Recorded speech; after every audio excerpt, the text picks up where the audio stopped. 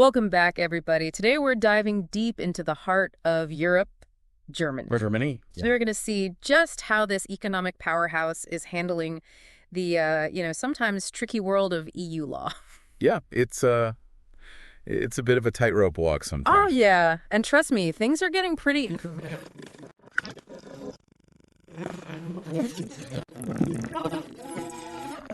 Eyebrow-raising stories about how major German companies are treating your data.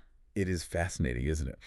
What we found is that Germany is currently facing this huge wave of legal challenges from the European Commission. Yeah, it's almost like they're in the hot seat right now with a spotlight shining on all these potential missteps. Right, and missteps might be putting it lightly, actually. We're talking about infringement proceedings. That's the EU's way of saying, hey, you're not quite living up to your end of the legal bargain. Yeah, exactly. And these cases cover a surprisingly wide range of issues, everything from renewable energy to taxes. It's not just one little thing. It's spread across many different areas. Right. For instance, the EU has been pushing really hard for this green transition. They've been setting these very ambitious targets for renewable energy. But Germany, well, they've been kind of lagging behind in implementing these targets, and that's creating some friction. Oh, I see. It really raises questions about their overall commitment to the EU's, bigger climate agenda, and it could even have some economic repercussions down the road. So it's not just about following the rules, it's about the bigger picture, right? It's about the EU's vision for this sustainable future. Exactly. So what else is on the Commission's radar then, besides, the renewable energy stuff? Well, there's also the issue of discriminatory tax policies. Oh, okay. Germany has been accused of giving preferential treatment to their own companies, over companies from other EU countries. Yeah. And one example that keeps popping up is how they tax capital gains from property sales. Oh, interesting. The Commission is concerned that this is creating an uneven playing field and hindering the free movement of capital within the EU. It makes sense. They're worried about it, and they've actually referred Germany to the EU Court of Justice over this. Wow, so it's getting serious. I mean, going to court is a pretty big deal. Absolutely. It shows that the Commission isn't playing around, So what are the potential consequences for Germany if they don't, if they don't get their act together? Well, there's a whole range of possibilities. The EU Court of Justice, they can impose some pretty hefty fines. Yeah, I bet. And the Commission, they can also take further legal action if they need to. But, beyond just the financial penalties, there's also the potential for some serious reputational damage.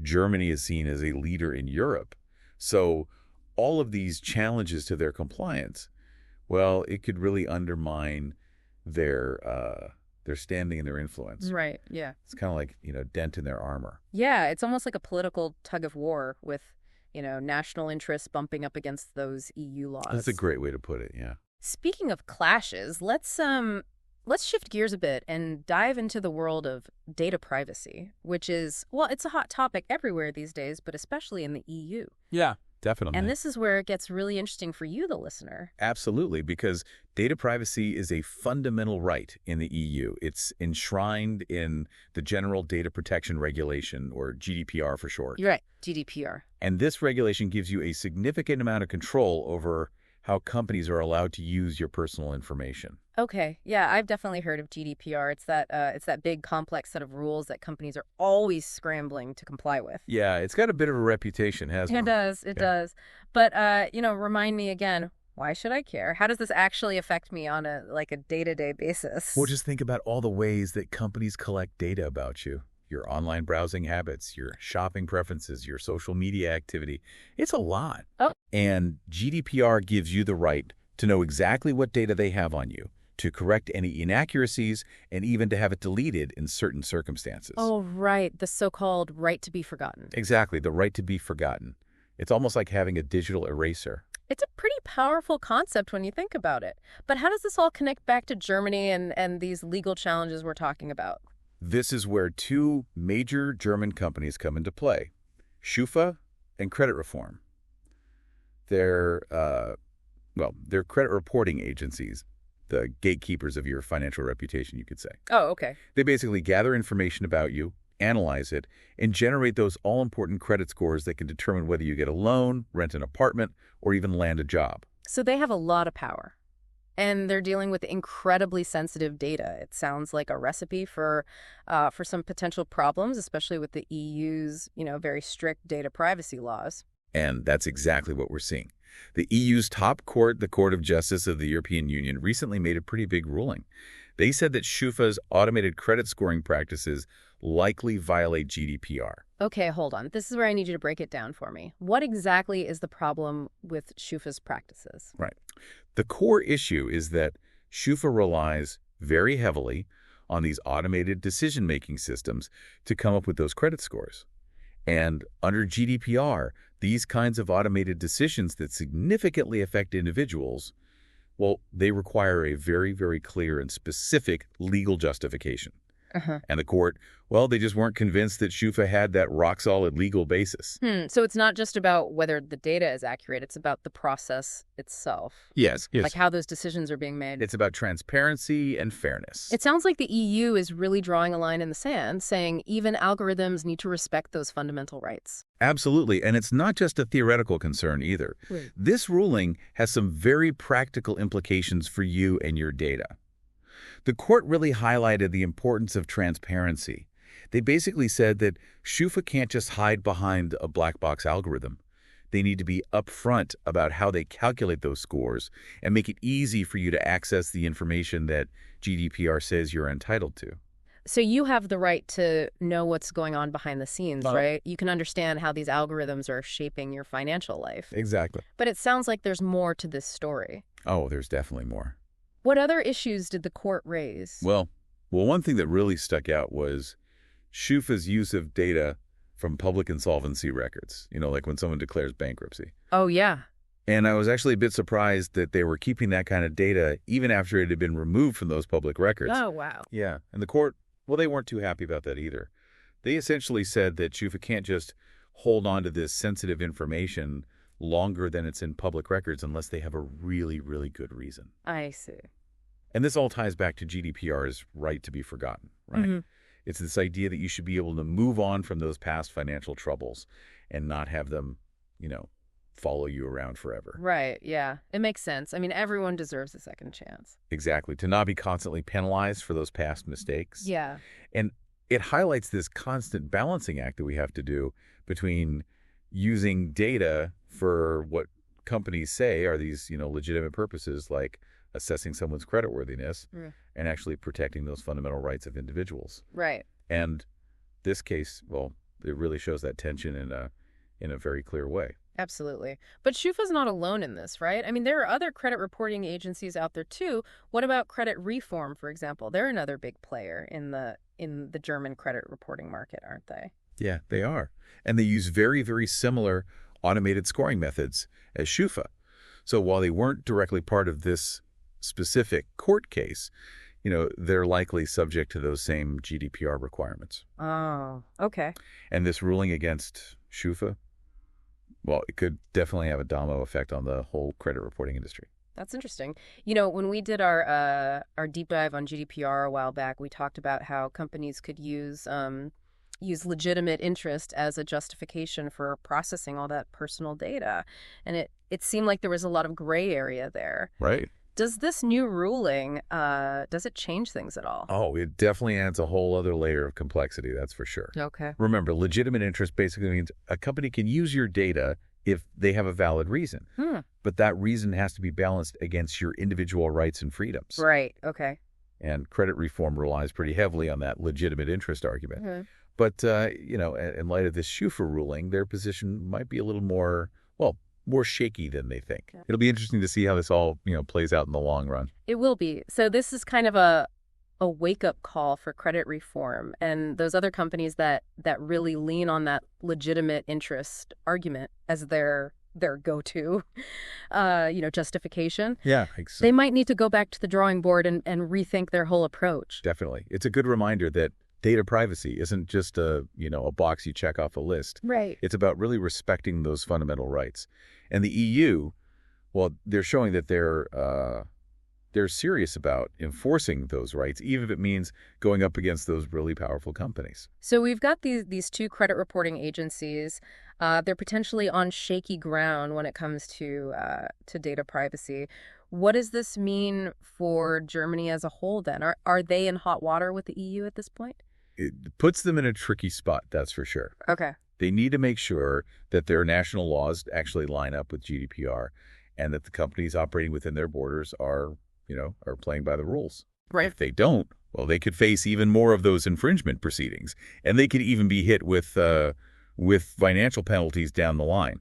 So there are some real consequences here. There are, absolutely. But isn't there a risk of, going overboard with all these regulations? Oh, that's the age-old debate. I mean, don't we still need credit reporting agencies to assess risk and, to help make those informed decisions about loans and all those other financial services? Of course. So how do we strike that balance then? Yeah. How do we strike that balance between, protecting everyone's privacy and keeping the financial system running smoothly? That's the million-dollar question, isn't it? Yeah. It's a tough one. Yeah. We have to find a way to use all this data in a responsible way while making sure those individual rights are protected. This isn't just a Germany or an EU thing either. It's a global challenge at this point. Right, it is. And, as artificial intelligence and all these automated decision-making systems become even more widespread, these questions are only going to get even more important. That's a good point. It's almost like we're at this crossroads where we have to decide, what kind of digital future we want. One that empowers us or one that kind of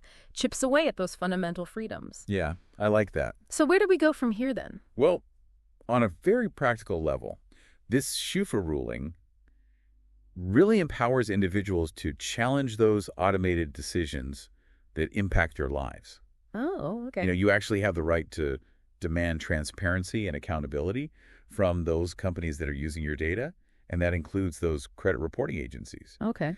And on a much broader level, I think we need to have this, this bigger societal conversation about the ethical implications of these technologies and how we can make sure they're being used in a way that benefits everyone, not just a select few.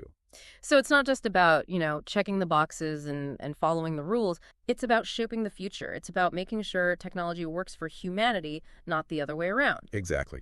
So what are some specific steps that people can take to better protect their own data privacy? Are there any resources or tools available? Oh, definitely. First things first, get familiar with your rights under GDPR. The EU has tons of information available online. It's all right there. All right. And you can also reach out to your National Data Protection Authority if you have any concerns about how your data is being handled. They're there to help. So it's not just about being these passive consumers of technology. It's about becoming informed and empowered citizens, right? Exactly. We have to take control. So what else can we do to make sure these technologies are being used responsibly? I think it's really important to support those organizations that are advocating for data privacy and digital rights. Uh-huh. There are so many NGOs and advocacy groups out there doing amazing work in this area. And you can also participate in those public discussions, share your views, and hold those companies and policymakers accountable. Right, yeah. Use your voice. Use your voice, exactly. This has been a really, really insightful deep dive. We've covered so much ground from data privacy and those credit scores to renewable energy and just the sheer complexity of EU law. So what are some key takeaways that you hope our listeners walk away with today? I think the most important takeaway is that the EU isn't just this far-off bureaucratic entity. Yeah. It really has a tangible impact on all our daily lives, from how our data is protected to the energy we use to those environmental regulations that are, shaping the world around us. It's easy to forget that sometimes. It is. It is. And even though Germany is this economic powerhouse, they're still not above the EU's rules and regulations. Not at all. It just shows how serious the EU is about upholding those laws and holding those member states accountable. Exactly. And I also think this all really highlights how important it is to stay informed and stay engaged. Absolutely. These issues, they might seem super complex and, really technical, but they have very real consequences for all of us. So as we wrap up this part of the deep dive, what's one big question that you'd like to leave our listeners with? Something to ponder as they go about their day. It's a good one. I think as the EU keeps evolving and expands its reach, how do we balance the need for good governance and regulation with the preservation of national sovereignty and those individual freedoms? It's a good question. It's a question that will keep shaping the future of Europe, and it's one that we all have a role in answering. Definitely food for thought there. Food for thought. So we've talked about data privacy and credit scores and how those are impacting folks in Germany, but Germany is also facing some heat from the EU on a completely different front. Yeah, you're right. Their track record on implementing all those EU laws and other policy areas. It seems like they're having a bit of a compliance struggle across the board. Yeah. And some of these issues, they have the potential to cause some real headaches for Germany, but also for the EU as a whole. Yeah, that makes sense. So let's unpack some of these other legal challenges then, shall we? Where should we start? What are some of those key areas where Germany is maybe falling a bit short?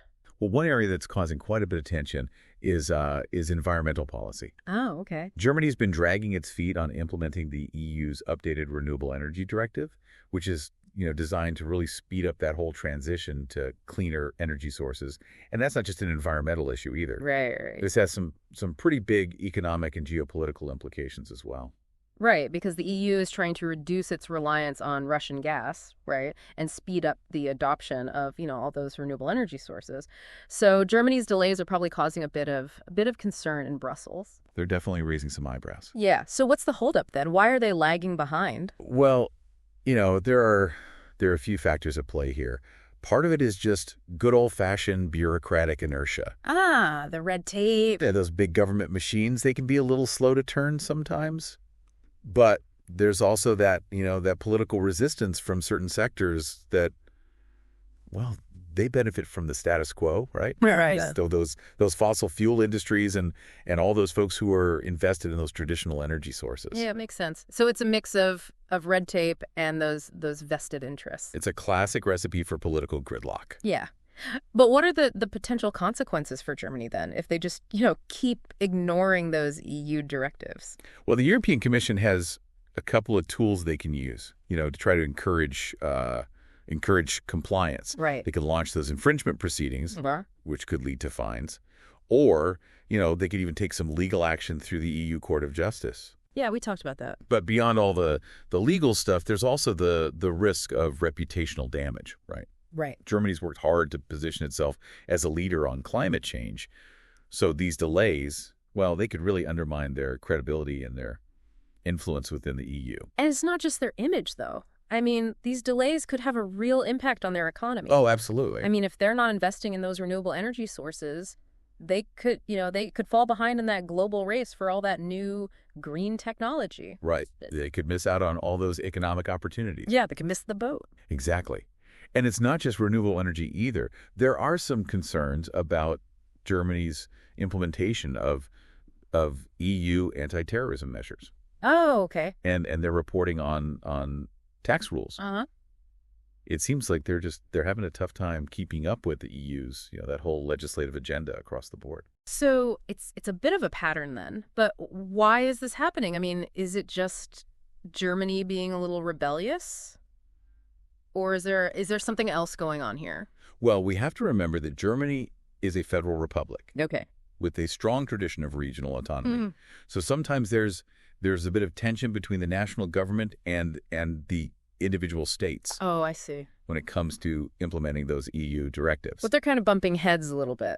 A little bit. And then there's also the issue of national sovereignty. Right. Yeah. Some Germans, while they feel like the EU is maybe encroaching a bit too much on their national decision-making powers. It sounds like a really delicate balancing act, trying to keep everybody happy, to reconcile those national interests with all those EU obligations. It is, yeah. But at the end of the day, Germany's a member of the EU, and they agreed to follow the rules, right? Did. So what's the likely outcome of all this then? Is Germany going to toe the line, or are we headed for a bit of a showdown? It's tough to say for sure. Yeah. Germany's a powerful member of the EU. They are, yeah. And they have a history of pushing back against Brussels when they feel like their interests are at stake. Right. But the EU, they also have their own ways of enforcing compliance. Yeah. and they're not afraid to use them. It'll be really interesting to see how this all plays out. It will. This has been a really incredibly insightful deep dive. We've covered so much, from data privacy and credit scores to renewable energy and just the whole complex world of EU law. So what are some of the key takeaways that you hope our listeners walk away with today? I think the biggest takeaway is that the EU isn't just this distant, bureaucratic entity. Yep. It has a real impact on our daily lives, from how our data is protected to the energy we use to those environmental regulations that are, shaping the planet. And even though Germany's this economic powerhouse, they're still not immune to the EU's rules and all those regulations. Not at all. It really shows that the EU is serious about enforcing those laws and holding its member states accountable. They are. They are. And I also think it highlights how important it is for all of us to stay informed and engaged. Yeah. These issues, they might seem really complex and technical. Oh, they do. They do. But they have some very real world consequences for all of us. They do. Absolutely.